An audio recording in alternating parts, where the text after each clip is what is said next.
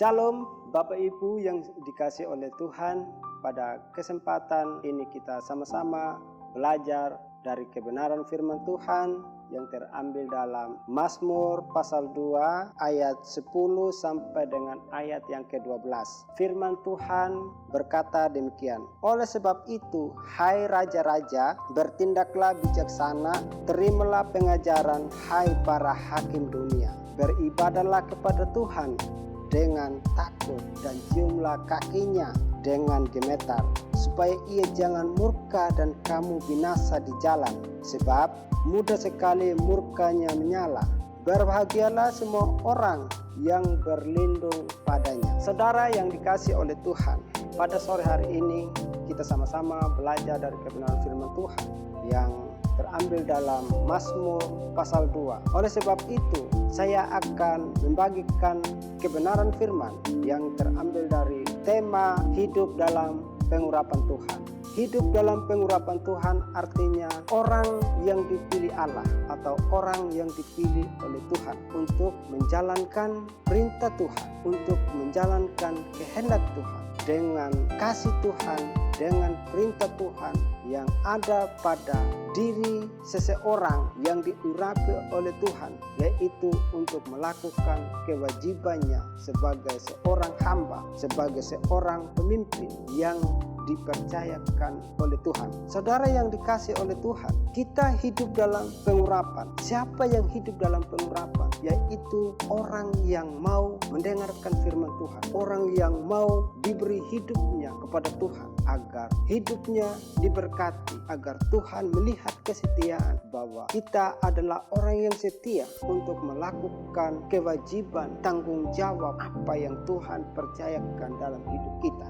Saudara yang dikasih oleh Tuhan, saya akan membagikan beberapa poin yang terambil dalam Mazmur pasal 2, yaitu poin yang pertama, orang yang diurapi Tuhan harus siap menghadapi keadaan. Saudara yang dikasih oleh Tuhan, kita sama-sama membaca di ayat 2. Raja-raja dunia bersiap-siap dan para pembesar bermufakat bersama-sama melawan Tuhan dan yang diurapinya. Saudara yang dikasih oleh Tuhan, orang-orang yang diurapi Tuhan, orang-orang yang dipilih Tuhan, bisa dikatakan hamba Tuhan. Bukannya hidupnya dia seenaknya saja, hidupnya segampang-gampangnya saja. Hidup mengalami rintangan demi rintangan, cobaan demi cobaan, pergumulan demi pergumulan. Jadi orang yang diurapi Tuhan harus siap menghadapi keadaan.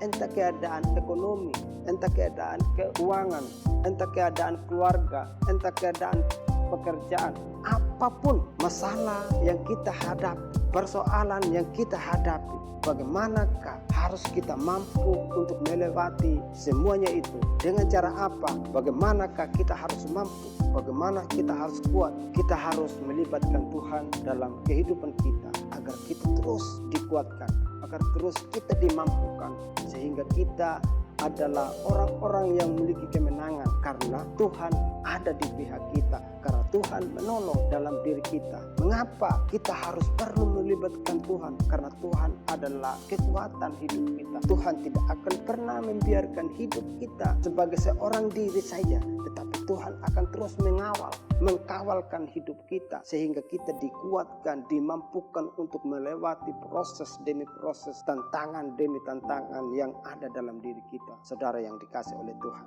Jadi apa yang harus kita mampu? Apa yang kita harus lakukan ketika kita mengalami cobaan, mengalami godaan, mengalami permasalahan hidup yang ada dalam diri, yang datang dalam kehidupan kita. Jadi kita perlu libatkan Tuhan, kita perlu mendekatkan diri kepada Tuhan. Seperti Raja Daud ketika dia dikepung oleh musuhnya, ketika dia mengalami permasalahannya, dia tidak mengandalkan kekuatannya sendiri, tapi dia terus berlindung pada Tuhan, terus dia berharap pada Tuhan, karena dia tahu bahwa Tuhanlah kekuatannya, karena dia tahu bahwa Tuhanlah perisai, penolong, penguatnya, pemenangnya. Oleh sebab itu, kita juga sebagai seorang hamba Tuhan, orang yang sudah dipilih oleh Allah, orang yang sudah diurapi oleh Tuhan, bagaimanakah kita harus belajar dari seorang hamba Tuhan, seorang yang takut akan Tuhan, yaitu Daud yang memiliki kehidupan, yang memiliki hubungan yang intim dengan Tuhan. Itulah cara hidup kita, itulah yang kita lakukan dalam kehidupan kita hari lepas hari, sehingga kita mampu menghadapi masalah demi masalah karena Tuhan menolong kita. Yang kedua, orang yang diurapi Tuhan harus menjalankan Tuhan dengan tanggung jawab, dengan kuat tenaga, agar kita diberkati oleh Tuhan melalui hidup kita, melalui kepercayaan yang Tuhan kasihkan dalam diri kita. Kita juga harus hidup menjadi berkat, kita juga harus menopang, kita juga harus menuai jiwa-jiwa melalui pelayanan kita, melalui kehidupan kita. Jadi orang-orang sekitar kita dapat diberkati oleh kebenaran melalui hidup kita, apa yang Tuhan percayakan dalam hidup kita. Oleh sebab itu, bagaimana kita harus melakukan kehendak Tuhan, yaitu kita terus melayani Tuhan tanpa ada batasnya, tanpa ada rasa bosannya, tanpa ada rasa bermalas-malasan. Oleh sebab itu, bagaimanakah kita harus menjalankan tugas tanggung jawab apa yang Tuhan percayakan dalam kehidupan kita. Saudara yang dikasih oleh Tuhan, kebanyakan orang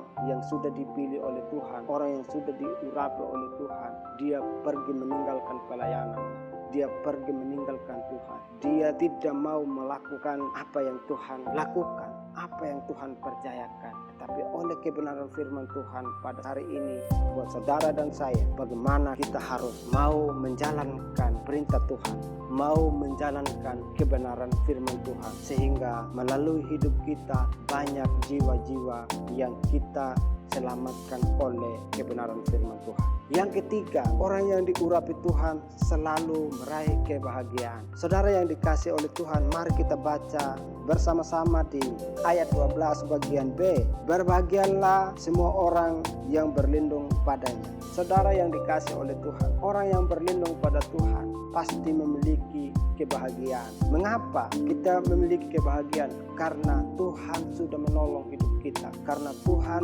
sudah menjaga, menyertai hidup kita, sehingga kita mengalami kebahagiaan di dalam Tuhan. Ketika kita mengalami permasalahan, ketika kita mengalami godaan, cobaan, kita melewati semuanya dengan penuh ucapan syukur, dengan penuh hidup dalam kebenaran, maka semuanya kita akan melewati karena Tuhan ada, Tuhan menolong, Tuhan kuatkan, dan disitulah kita akan mengalami kebahagiaan yang besar karena kita sudah berlindung pada Tuhan, karena kita sudah diselamatkan dari berbagai cobaan, godaan, proses demi proses yang datang dalam diri kita silih berganti. Tuhan ada di dalam hidup kita, Tuhan mampukan di dalam kita, karena kita percaya bahwa Tuhan adalah Tuhan yang hebat, kita percaya bahwa Tuhanlah Tuhan kita yang kuat. Jadi disitulah kita mengalami satu kebahagiaan yang besar pada Tuhan. Demikianlah firman Tuhan. Shalom.